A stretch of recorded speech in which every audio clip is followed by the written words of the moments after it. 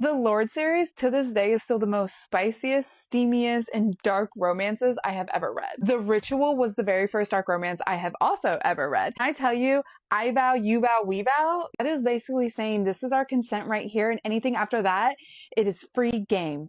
He can do whatever he wants to you. This is a collegiate romance. I mean, like, well, to here is. These boys are basically celibate until like their third or fourth year, unhinged, okay, and feral. I love Blakely and Riot. I tell you, my jaw was on the floor the entire time. This is 80% erotica. Like, I had to start skimming through the chapters just to get to the plot. I actually was there for the plot, like, surprisingly. When I tell you the plot goes through all these books, it goes through all these books. Then we have the Sinner, Sin and Ellie. Ellie abused, has a ton of trauma. Sin is a psychopath. Sin needs help. Sin should be locked up, okay? Sin. He wasn't my favorite.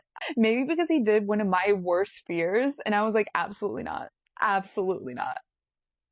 That being said, another college part, boys are really unhinged, and yeah. Then we have the Sacrifice.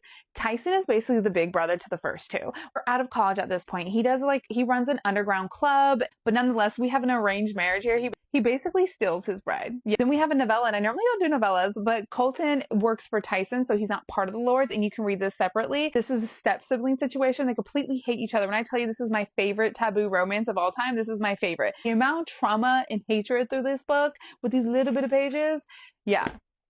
When I tell you I was scared to read the Spade Brothers, in the first three books, they are so scary and so dark. They're not in college. They run like a prison, basically, very dark, and they just torture people. But when I tell you Saint's obsession with Ashton, yeah, a lot of things hits the fan. I mean, I started questioning things reading this one. I love Saint. I mean, he isn't my number one.